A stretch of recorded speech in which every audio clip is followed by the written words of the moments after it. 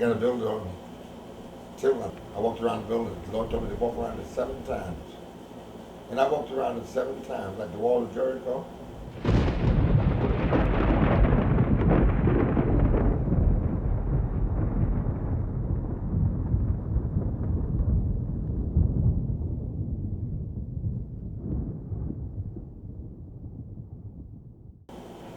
And the lightning struck the building. Drug dealers all over the place. Lightning struck the building. Cut everybody's lights, except the tenants that were paying rent. Didn't touch them lights. All the legal tenants that were in the building, they didn't know nothing was going on. They had lights, they had service. The rest of the building was completely black, dark, all was dark. And then, of course, the building started to get together. They thought I was a voodoo man. Somebody said, Reverend, you sure you don't know about voodoo? I don't know about nothing. All I know is Jesus Christ. And God bless him. Turned that whole building around. I never took the credit for the building because it wasn't me, it was God doing it. And it was the police that helped me to do it. I received the first award, civilian and police working together, from this building. 1990, I think it was. That's what? 15 years ago, 16 years ago. Long time. God is good.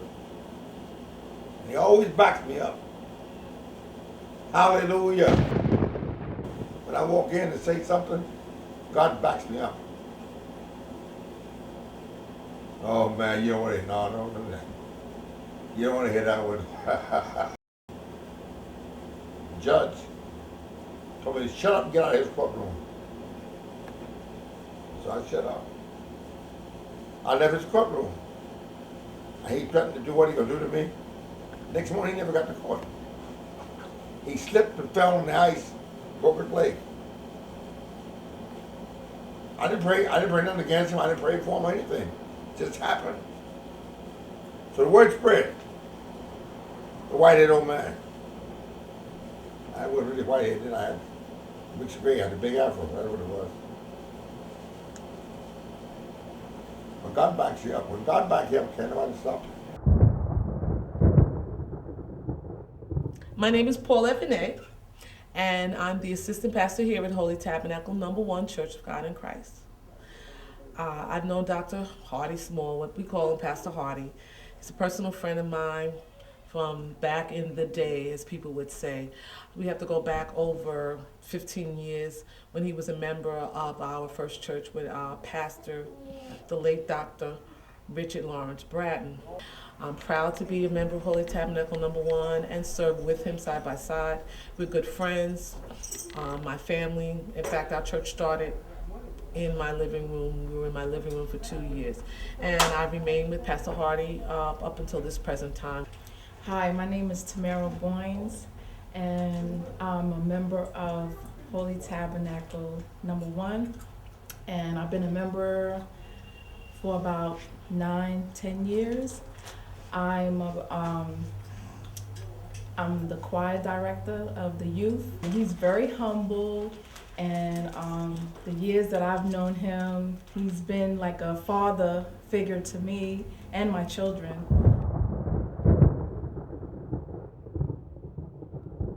My name is Kelly Smallwood Quash. I have 4 sisters and 4 brothers. I'm child number 7. Growing up in my house with my dad when we was younger, it was fun. You know, we had a lot of good times with my dad growing up. He has 2 sets of children. You know, he has 6 by his first wife and 3 by his second wife. And you would never know it if we didn't tell you. You know, we all love each other. You know, we were raised with each other. You know, and even till today, we're there for each other. Okay. The funny thing is, I'm sitting here and, my name is Shantae Smallwood. I'm the last of 9. I probably would have to say that I have a a different outlook with my dad, because a lot of what my other sisters and brothers, because they're older than I am, experienced, I never experienced that with my father. I experienced another side. I experienced him as a dad.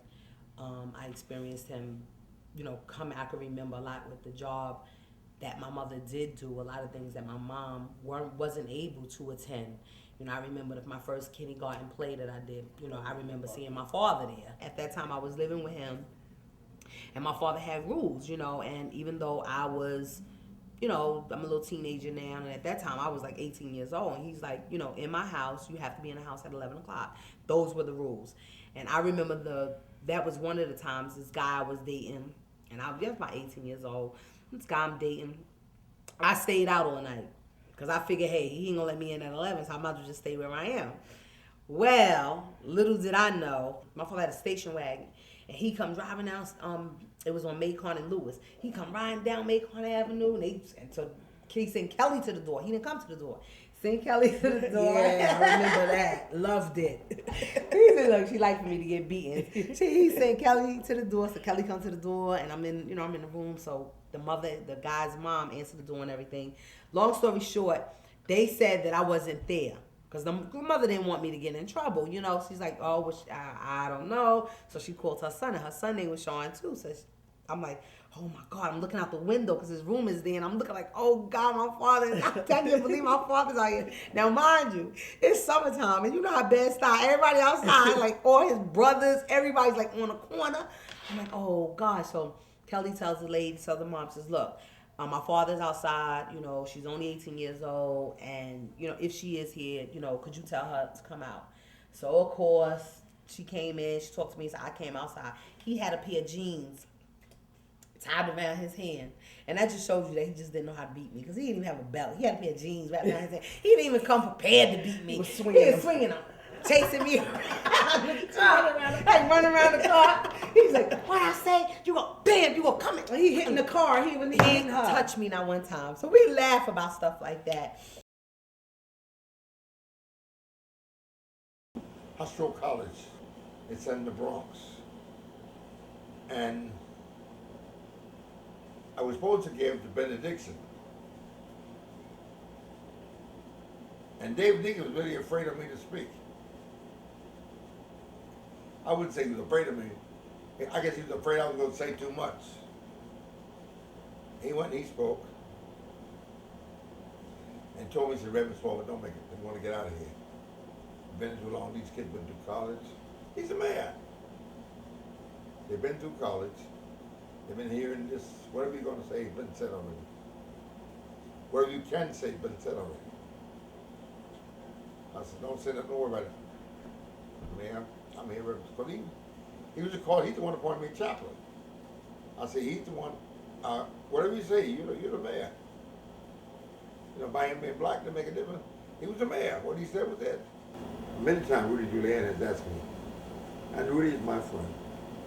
Out of all the mayors, and I'll tell you this, out of all the mayors, and don't get me wrong, I love David Diggins like a brother. I love Bloomberg like a brother. Not like a brother, but I love Bloomberg. I think he's the right man for the job. I can see Rudy Giuliani walking among crowds of people. I mean crowds, hundreds or thousands. If he heard me call, he'd stop. Well, my name is Tony Saunders, and I'm from the Community Affairs Unit in the 79th Precinct. And I've been an officer for approximately 16 years. When I first came here, about 13 years ago, I had the opportunity to meet Reverend Smallwood.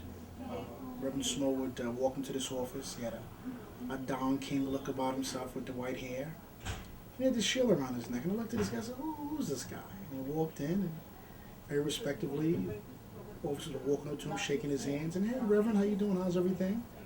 And he would come in and he would get his radio. He would get a signed radio, and sometimes come in and change his battery, and sometimes even have a person assigned to him just to drive him around. I thought that was unique. I've never seen that before. And I kind of looked at that and I said, that's very special. Who is this guy? And so I had the opportunity to meet him, and we would talk and say hello and goodbye. And he would ask me if everything's okay. He'd always kid about the officers and always asked me what's going on, how's everything. And later on, I was assigned to the Community Affairs Office. And that's when I had the opportunity to really work very closely with the Reverend Hardy Smallwood. And let me tell you something, he's a very dynamic individual, very powerful individual. He does a lot in the community that some people would never think of involvement, but he has a lot of involvement with the police department and with the community. Very influential. I think he's more than a pillar in this community. I think he's a part of the foundation, and he's been here for a very, very long time. I recently had the opportunity to get some pictures of the Reverend Hardy Smallwood with then Police Commissioner Lee Brown, and it shows how involved he was. The picture shows that how much involved and how well known he is in the police department everywhere you go. You know, when you talk about boxing with the Reverend Hardy Smallwood, his eyes light up, and he likes to smile, and he likes to reminisce. I recently went on the computer and I pulled up his boxing career. And as we sat down and we looked at the dates and the places, he had these boxing events where he actually boxed. And this is going back maybe 40, 50 years ago. He actually remembered each and every person, and each and every person, a particular fight and a particular round, and how tough that person was. Very special man, very, very special man. So I just want to say that it's an honor, and it's my pleasure to always be in his presence. And I thank God for giving me the opportunity to meet with him. One Golden Glove, I had a couple of them win Golden Pro, and a couple of champs like Rudy and Mark Breland. And I got to get Smallwood. He was a pretty good boxer himself, and he left. And I don't know where he went, but he went somewhere else, and he turned pro. And I didn't see him. I didn't see him no more. But that's why I had no contact with him, you know. And then that's why I got a lot of other Golden Glove champs. I had a whole lot of other Golden Glove champs come out of here, you know. And see, one thing about him, he liked to box. He likes to box. And he do good boxing. He do good fighting, you know. Do good fighting. But see, most time he wanna go out. He wanna take one out. I told him about going to party. Can't take too much of that party. You know, not when he gonna fight. But he liked to run, he liked to fight. And he was a pretty good fighter. That's why I liked him. You know. All right, listen to Pastor. Pastor, if we can just go back 20 years, bring you back 20 years, bring me down a few years, we step in the ring and I will show you, man. You talking about, you have a right hand? I got a right too. Bam! And I got the trainer right here, see? He's gonna teach me your secrets. Go ahead, show him a jab with that. Wait, come on, Pastor. What? Oh, you know what? I got some kicks too from karate. Oh, yeah. So I was sneaking a kick in there. Oh, he's a karate man. That's right. Pastor, this is for you. Peace. My name is Lumumba Carson. I am proud to be of the bloodline of a man by the name of Sonny Carson, who happens to be my father. There are those out there also that knows me by the stand I had to take, being taught by such great masters like Mr. Smallwood and my father, Sonny Carson. They call me Professor X, the overseer, and I am the founder of a group called X Clan. I'd like to let you know that there would not be the kind of inspiration that God has protected myself through these great men to give you X Clan if it wasn't for a Hardy or a Sonny Carson. My father was a dead, stern, dead on the point, stern man about police. He did not like them. Hardy Smallwood did something different in the effect of being able to communicate between that entity and the streets. And my father represented the streets. Hardy, to me, has been an interesting fellow because as a young boy, I thought he was one of the funniest guys I ever met in my life. As I got older, I understand that there was very serious plot behind that humor, and that Hardy also was a caring, undisputed fighter for the freedom of a people. And I don't need not say which people we mean to free. Hardy had an interesting way of getting you involved in something that you didn't know you were involved in or knew the extent of the involvement. I wound up in prison following Holy Smallwood. And before I can realize I was in prison, the gate closed behind me. It was like, where you got me, Hardy? And right then, I would learn what it is that was needed of me. And when I wound up at Rikers Island, and I wound up in the auditorium, I recognized for the first time that Hardy had already plotted this weeks ahead. And I just found out that I'm doing the participant.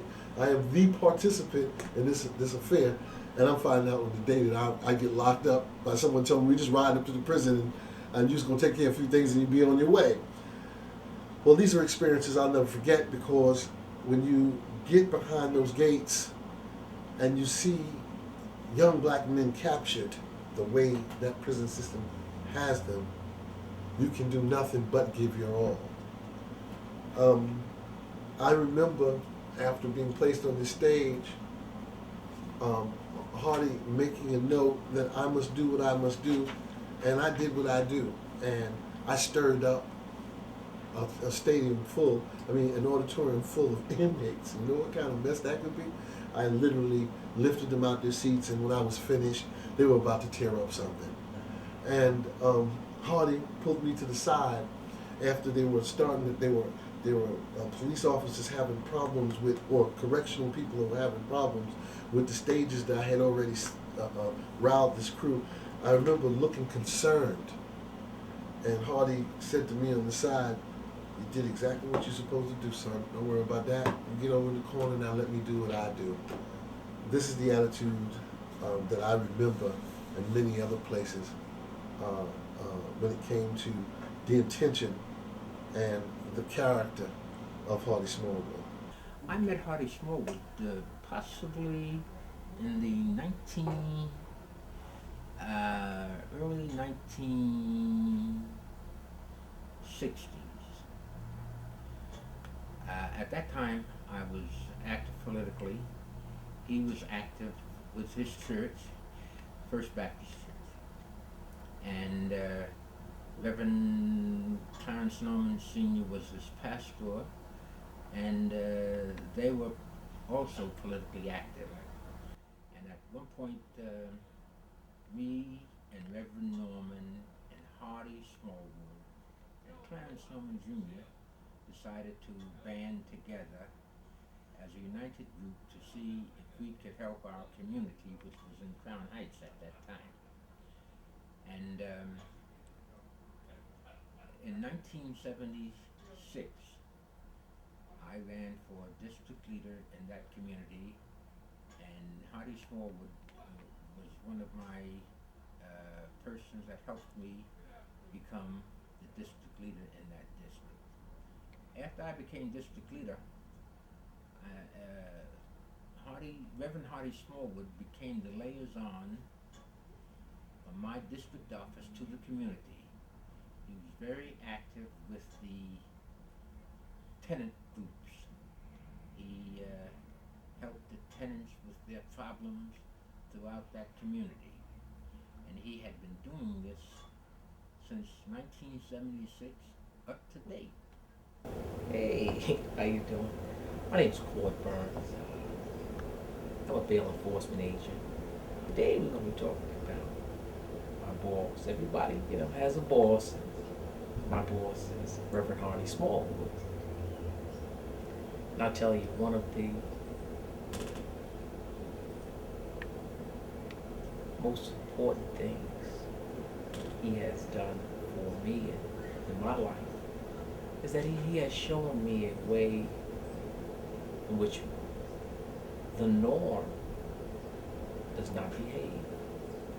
And when I say that, I mean that he has a quality within himself to defend those that aren't always 120% right. It's just not, I don't know, I'm young, I'm 35 years old, and it's hard to, even for myself, to stand by and walk with someone that's wrong and defend them, not being an attorney, but defend them in the utmost way. That takes a special man. I don't even know if I can do that. Knowing, just knowing that person is 120% wrong, but still defend them. But the good book says, clearly, don't judge someone else. Because maybe one day you just may want to, you just may get judged as well. And it's hard. It's hard. He does some things with people. I tell you. It's just phenomenal. My name is Ali Lamont Jr. I'm presently the chairman and CEO of the Committee to Honor Black Heroes located in 1360 Fulton Street in Restoration Mall. Reverend Smallwood and I go way back in terms of our relationship. I can remember when I was much younger, about 30 years ago. I've had numerous occasions of working with him with the Crown Heights situation, especially with the JDL was doing security through Crown Heights, and there was clashes between the JDL and the Black Panther Party and other black folks in that neighborhood. And Reverend Smallwood would show up and try to stabilize things. And him and Sonny Carson was very, very, very good friends. And I've since taken him on as my pastor that I consult with, when I need some real spiritual advice and whatnot. I go by and talk with him. Reverend Smallwood is definitely on the same level as Dr. King, and Malcolm X, Sonny Carson, and other brothers of that nature. But he's a good man. He's a good, honorable man. And I would suggest that anybody who come in contact with him, that they would seek his spiritual advice before they draw any type of opinions, negative or otherwise. And, would just be humble in his presence. That's what I do. I lay in the background and I be cool and try to get people to do the right thing. See, the system was set up so to take care of all of us, black and whites alike. But the people that's in power like to keep their people in power. And they're not worried about you and me and all these people and so forth. They're worried about keeping their people in power. See, absolute power, I learned this in school. Absolute power corrupts, absolutely. When you got absolute power, nobody can tell you anything. You don't care about people. You do what you want to do. My daughter Sandy, we call her the killer. She's always into something. And she's into drugs and whatever. And it is said that she was, in the letter, she said that she was dealing drugs this time.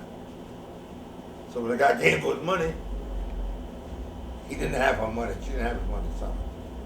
And they shot her. Funny, she had just come to me and asked for prayer. And we prayed about it. And I began to reach out to my friend, Reverend Al, who's in California. And my guy prayed for her. I always remember that. I always believe that his prayer is the one that happens. But the Bible says, one can chase 1,000, but two can chase 10,000. So if you get two people together, ain't nothing they can have. Anything can be done in my name. He said, two touch and agree on anything, and I'll do it. So the two of us touched and agreeing. She got shot 9 times. My oldest son called me and said, Daddy, Sonny just got killed. Darryl, the oldest guy, he's in Homeland Security now. He's down there with the police. He's in Homeland Security now. He's an officer down there. He called me and said, Daddy, Sonny just got killed. I had some kind of appointment with David Dinkins and somebody. And I began to cry out to the Lord. First time I've ever done that. But God said He could rescind the order. And I began to cry out to the Lord and fuss with Him. I was angry because the Lord had done to me, let her get killed at this time. So I thought she was dead. And I began to cry out to God and I was angry with Him for what He had done to my daughter. And whatever it was that she was in, I just thought it wasn't right that He let her get killed like that. So I began to cry to Him and He heard my cry. Told me, get up. I was in the room and they said, get up. Go to the hospital. Touch her every day.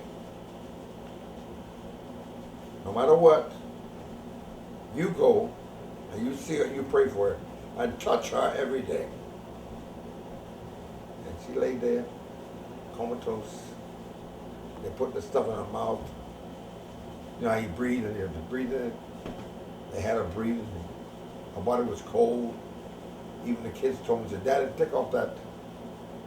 You're wasting your time, blah, blah, blah. She's gone, you can't do nothing with her.